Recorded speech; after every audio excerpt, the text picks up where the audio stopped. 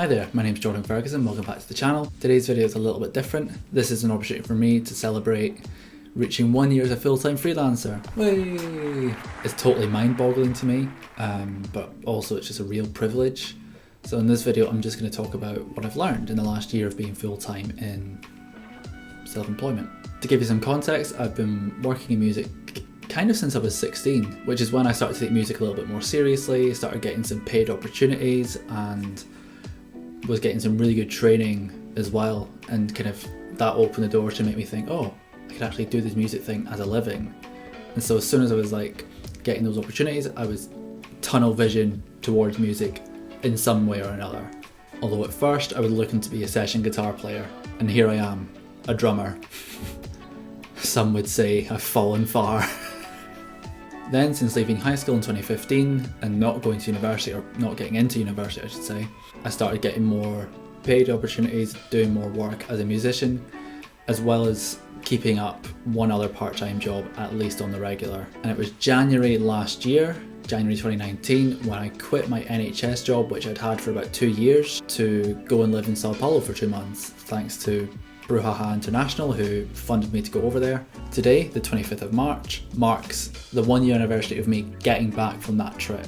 So 1 year ago today I'd woken up and I was back in Edinburgh, back at home, back in this room. And at the end of that trip, I had enough savings and incoming freelance work that would have seen me through until maybe June. However, I'm extremely grateful and surprised that I've received enough ongoing opportunities to keep this going for a full year. This last year has been an absolute roller coaster with loads of amazing highs and lows. I'm going to talk about some of those highlights. I think the big highlight was the Brazil trip, which was kind of the catalyst for all of this.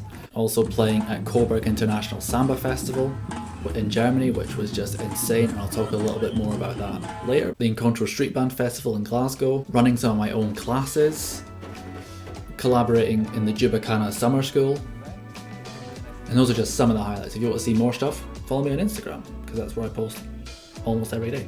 Now with all that covered, I want to go on and share some of the lessons that I've learned in this process, and hopefully you can take something from this and apply it to your own journey. Lesson number 1, take risks, but calculated risks. It's incredibly important to be taking risks as a freelancer, because there's so many opportunities for you to grow your business, but then also grow as a human being by taking those risks.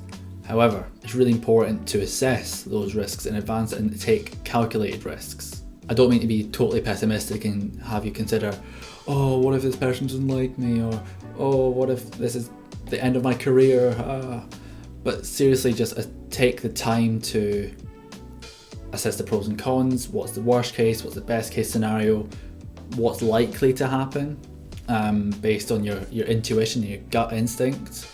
Because your gut is going to be the thing that kind of carries you through all of it, I've found. Biggest example from my kind of freelance experience so far is even just taking that jump into being full-time freelance and leaving my quite cushy NHS job to not have a guaranteed income for the foreseeable future. That was a big but calculated risk, because I knew I had enough to see me through until June, so that was like a couple of months. And after that, I knew that if I had no more work after that as a percussionist, I could always just fall back on my pre-existing skills from working in the NHS and working in shops to go back into part-time work and do other music work as well, just as I did before. Lesson number 2, regular work is the most important thing.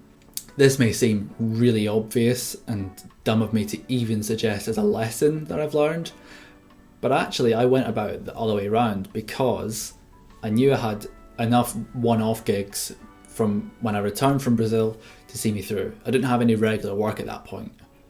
So I had to find regular work with all of the kind of one-off gigs going on, which was pretty difficult to do that way around, because I kind of had no schedule. I couldn't say yes or no to anything as a result of the existing well-paying gigs that were kind of a bit sporadic. Lesson number 3, it's okay to temp. This was a really difficult lesson to learn. I learned it the hard way just by having to face the reality and do it. I'd kind of built up a bit of pride and gotten used to the idea of, oh, well, I'm a full-time freelancer. This is my life now. I just, wander around and have a good time, and that's my job. August 2019 rolled around and I had 2 gigs and all my other work was kind of off for a bit because it was summer holidays, and that's also when the Edinburgh Fringe comes around and the international festival. Thankfully, a friend of my mum's was looking for people to temp, working on a keg team where we'd start work at like 6 every morning, lifting and moving literally hundreds of empty and full beer kegs, which I was not fit enough to be doing. So that was a struggle. I got through it, I survived, and I was fitter by the end, and I lost a bit of weight, which was cool. But also, I made quite a bit more money than I'd made every other month working just as a musician. I was still able to, play a show and run a workshop with some friends.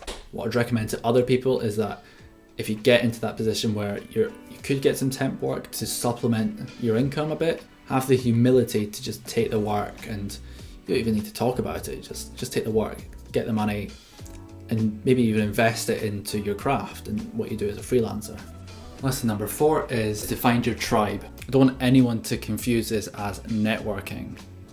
Networking is so sterile and like disingenuous to me, whereas finding your tribe, building your community, building relationships that are meaningful with individuals is so valuable. And also finding these like-minded people and building those relationships will get you way more work and also provide you with so much more support when you need it. Honestly, it's hard to pick one example for this because literally the majority of my work has been through meaningful relationships that I've built with people over the last 6 to 10 years of doing music. Lesson number 5, which is super related, is to seek help. Now, you can't do everything. That's just a fact. You can't do everything. There's so many things I wish I could do and can't, but that didn't stop some things from getting done. For example, my rebranding. So my good friend Jo is a graphic designer by trade and is amazing at what she does. So I hired her to do it for me.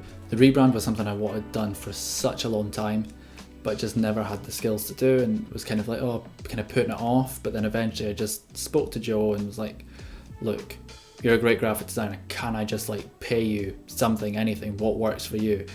Can I pay you to do my brand and like make it pop and make it kind of represent me a little bit more than just saying my name? And I think she did an amazing job. And even that relates back to lesson 1 of taking a calculated risk. It's always a risk to hire someone to do something for you. And it's even more of a risk if that person's a good friend of yours, because then something could get awkward and it could spoil that relationship a bit. Whereas thankfully Jo was super easy to work with. We're both on totally the same wavelength, but it was a calculated risk nonetheless. Lesson number 6, everything takes longer than you think it will. I honestly don't know how I can reiterate that and make that any clearer. Literally everything takes way longer than you think it will. Even this, especially the stuff that you think would take no time at all, will take forever. Replying to all those emails in the correct fashion, making a piece of content, and it's just like literally everything takes forever. Everything. I'm not zoomed in enough. I need to get more intensity out of this. Everything takes forever. Give yourself like double, triple the time. That was so unnecessary. Why did I do that? Always give yourself extra time in all seriousness though. Like, even if you end up giving yourself an hour or 2 hours more than you need, that's just free time afterwards if you get it done. But if you need that time, you'll be thanking yourself so much, honestly. Even this video, I was like, oh yeah, this will be like half an hour of recording and then 40 minutes of editing. I've been filming for an hour. An hour and 20 minutes I've been filming, more or less. This is going to take ages to edit. Lesson number 7 is to be a good boss to yourself. This is one that is it feels really contradictory to the whole self-employed entrepreneur hustle and grind narrative that's out there and kind of encouraged, especially on social media. But seriously, like, take the time to be a good boss to yourself. It's one thing that I've started doing and taking a bit more seriously in the last couple of months. Imagine that you had an employer that would treat you the way that you treat yourself and like have the same expectations that you have on yourself.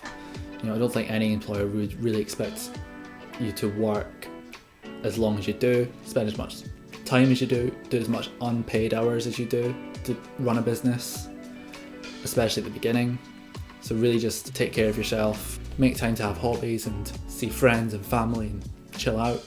And lesson number 8 is accept what is out of your control. No matter how much you plan for something, there's always the risk that factors out with your control or anyone's control can just throw a spanner in everything and just ruin all your plans.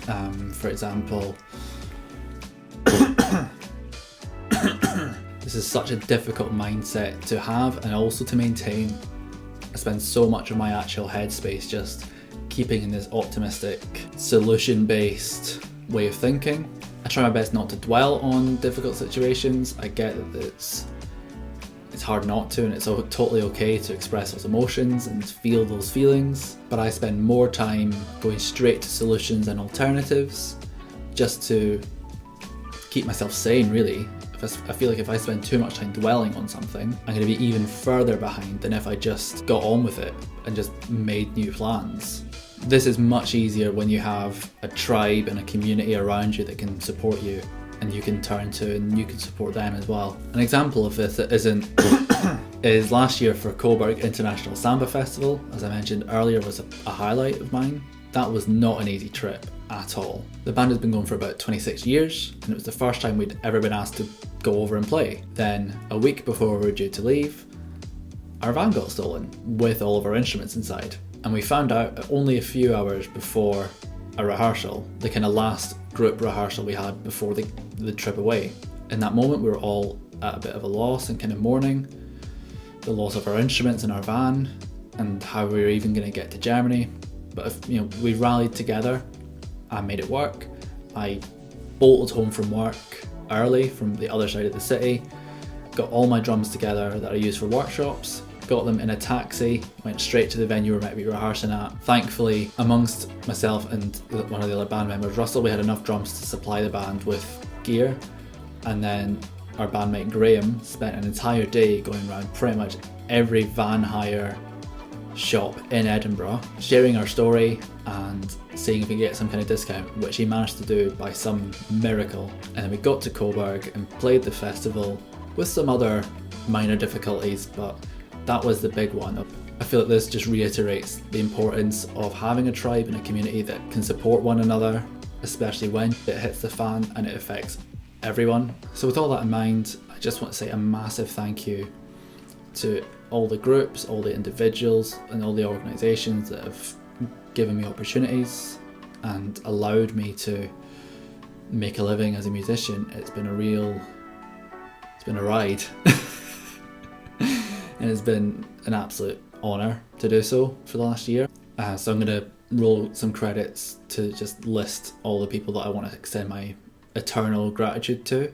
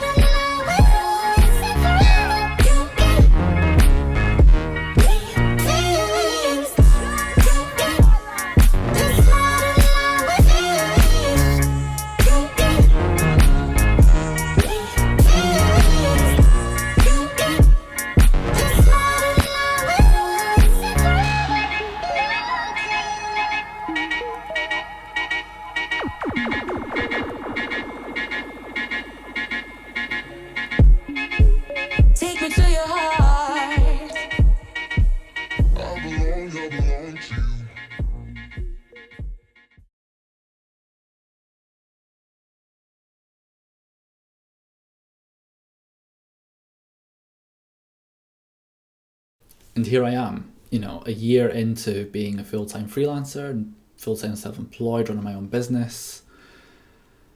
And I find myself in almost the identical scenario in that I have zero idea what the future holds. I have zero idea.